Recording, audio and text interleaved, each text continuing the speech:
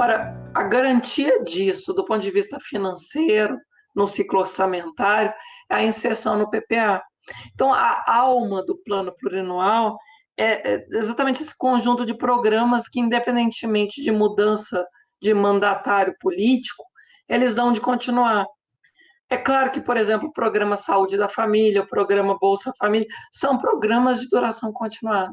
São programas que revelam a permanência da demanda contínua da sociedade, né? Então, se tiverem que pensar uma realidade local, tentem identificar ao longo dos últimos, sei lá, 2, 3, 4 PPAs, quais são os programas de duração continuada que persistiram, como se deu a formulação das metas físicas e financeiras desses programas. Houve aperfeiçoamento ao longo do tempo? Ou foram apenas inseridos para constar, para inglês ver? Esse é o debate de fundo. E vejam, o plano plurianual, em alguma medida, ele é a transformação, ele vira a lei, né, ele vira a positivação em lei do plano de governo do candidato que se elegeu. Então, o candidato que se elege prefeito, ele vai tentar mostrar a face do seu governo na lei do PPA. Obviamente, ele não pode reinventar a roda, ele tem que manter um pouco a dinâmica que estava em curso e vai fazer ajustes pontuais, é incrementar o processo de aprimoramento. Mas não deixem de tentar estudar os PPAs a partir dos programas de duração continuada. Eles me parecem mais relevantes e a gente não dá tanta atenção do que o elenco das despesas de capital, das obras, né, das promessas de investimento e inversões financeiras. A lei de diretrizes orçamentárias, por sua vez, ela é não só a ponte, né, analítica entre aquela previsão mais ampla, mais macro, né, que o PPA traz, o PPA para 4 anos, não coincide com o mandato eleitoral, porque ele é sempre formulado no primeiro ano para vigorar a partir do segundo ano de mandato e se estendendo para o primeiro ano do próximo governante. E a LOA já é a concretude do rol de despesas, da estimativa das receitas. Então, assim, a LDO ela faz o diálogo do abstrato, da previsão mais ampla, mais larga, para o concreto, para a densificação já aplicada do que vai ser feito naquele exercício que a lei anual de orçamento traz. Então, exatamente porque a LDO ela é a comunicação entre ambas as dimensões, ela é a mais ampla, é uma lei longa, né? No âmbito da União, a LDO literalmente está assumindo a função que era para ser a lei das finanças públicas. Naquilo que a Lei 4.320 não faz e naquilo que a LRF não contempla, acaba que a LDO todos os anos, numa instabilidade, numa insegurança grande, vai trazendo, vai alterando, vai contemplando. Mas o que me interessa na LDO, além de ela ser esse diálogo do que pode ser feito, a definição do macro do PPA para a concretude, né, micro da LOA, ela é, na verdade, o grande eixo analítico que permite identificar se dá para conceder ou não renúncia fiscal, se dá para criar ou não novas despesas obrigatórias de caráter continuado, sobretudo em relação às suas metas fiscais. É na LDO que a gente tem aquele anexo de despesas não suscetíveis de contingenciamento.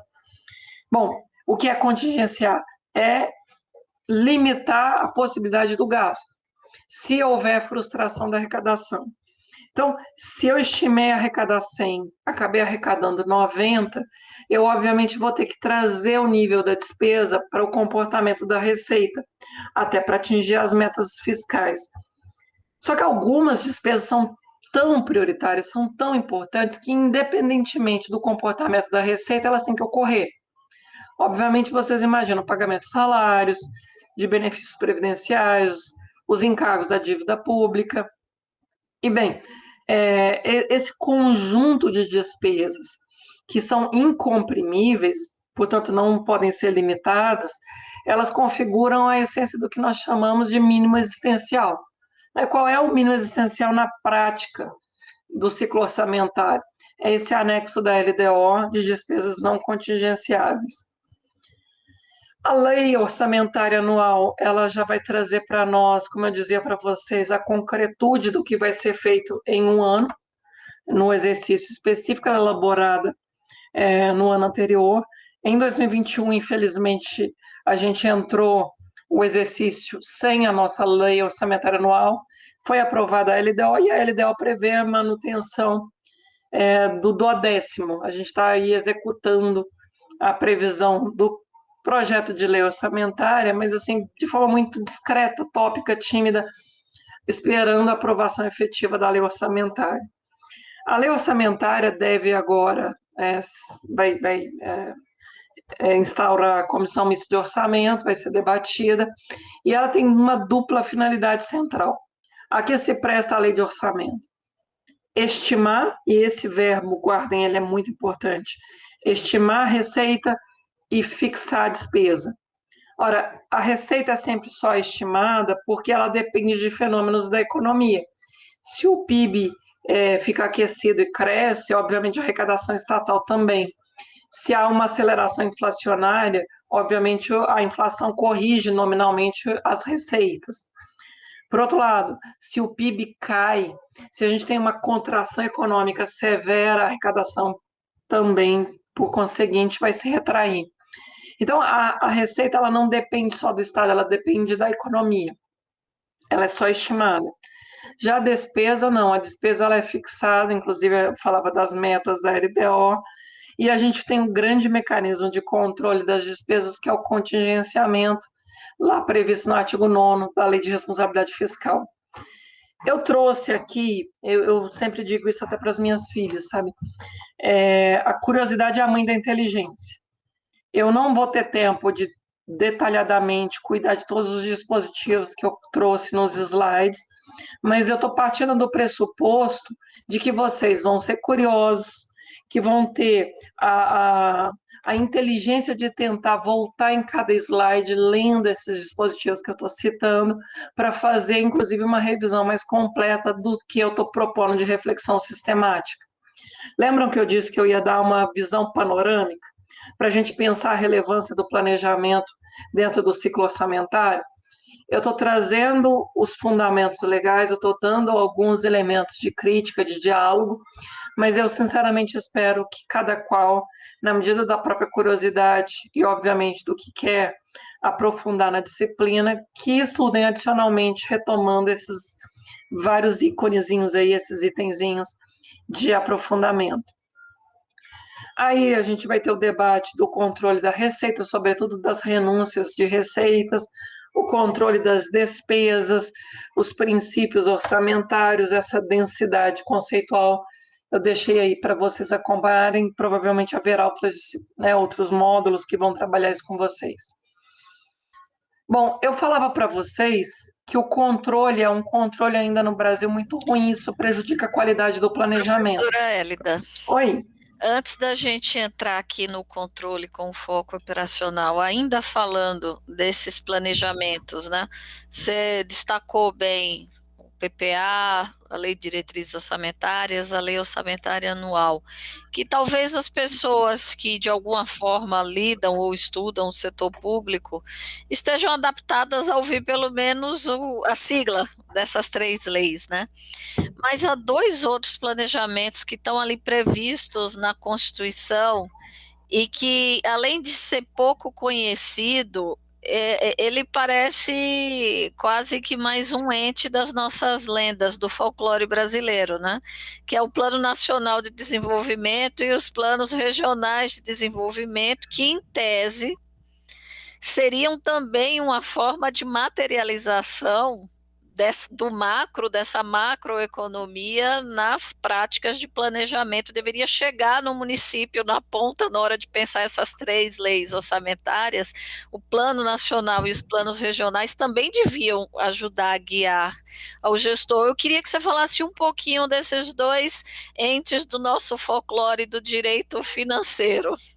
Eu até coloquei aqui, Ana, desculpa, às vezes eu estou indo rápido, mas é porque eu quero, assim, já que eu falo de gestão racional, né, de tentar ter início, meio e fim, de prometer resultados, eu quero ser comprometida também com essa perspectiva de construir no tempo que me foi dado a melhor análise possível. Então, desculpa se às vezes eu vou um pouco rápido. Mas aqui no PPA, no slide do PPA, Ana, no terceiro item, né, você vai ver aí a relação, embora não sejam iguais, são distintos, mas é alguma relação do PPA com os planos de desenvolvimento nacional. Na época da Dilma, claramente aquela proposta de PAC, né, Programa de Aceleração do Crescimento, tinha essa pretensão de ser um planejamento vinculante para o poder público e meramente indutivo para a iniciativa privada. Mesmo na seara, por exemplo, do Minha Casa Minha Vida, em relação à indústria da construção civil. É preciso pensar o desenvolvimento nacional, Ana, e não só para 5, 10 anos. A China concebe planejamento econômico com um fôlego de 50 anos.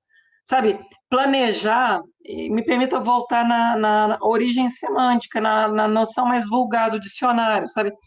Planejar é antecipar racionalmente o futuro.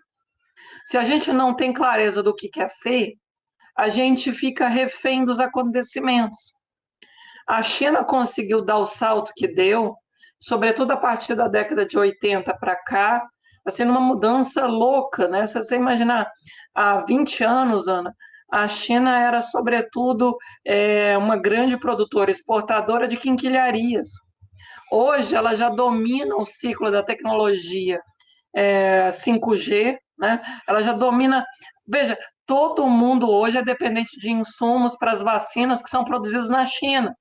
Seja a vacina da AstraZeneca, Oxford, seja a vacina da Coronavac, que a gente está debatendo no Brasil, ambas vêm da China. Os princípios ativos, né? Vêm da China. Então, assim, de uma leviandade imaginar que o poder público, que o Estado não deva planejar. Ele tem que planejar. Ele tem que ser capaz de mobilizar a melhor energia dos agentes econômicos. Porque, senão, de outra forma, a gente fica sendo esse país agroexportador apenas de commodities, como se fôssemos ainda uma colônia agroexportadora do século XVI. Do século... assim, eu, sinceramente, do século XVII, eu fico vendo a exploração, o extrativismo. Eu sou natural de Minas. Minas é um estado empobrecido, num extrativismo minerário terrível. A gente sequer tem siderúrgica para fazer ferro-gusa. Só se extrai o minério de ferro e exporta ele bruto. A gente não faz nenhuma elaboração, não tem garantia de emprego para a população brasileira. A taxa de desemprego entre os jovens é muito maior, mais de 25%, porque não se gera emprego para essa população. A gente não tem capacidade de gerar emprego de qualidade. A gente está sendo apenas esse país que mantém uma desigualdade estrutural imensa, porque não planejamos o desenvolvimento. O planejamento regional, com certeza, é outro vazio na nossa capacidade de análise, e eu chamo a atenção também, Ana, para os planos setoriais das políticas públicas. Né? Na área da saúde, por exemplo, há uma demanda claríssima por regionalização. O SUS não pode ser refém de municípios extremamente pequenos. Você imagina Borá, lá em Minas tem outro município ainda menor do que Borá, Estrela do Indaiá. São municípios com menos de 900 habitantes. Como é que você estrutura uma resposta sanitária com tão baixa escala? Então, a gente precisa integrar o planejamento setorial da saúde com o planejamento regional para a gente conseguir pensar algo de mais fôlego, à luz de uma noção de desenvolvimento mais ampla. A gente só patina como patina em várias searas porque a gente não sabe aonde quer chegar. Vocês estão gostando da nossa conversa de hoje? Planejamento público, execução do orçamento? Então fique mais um pouco conosco.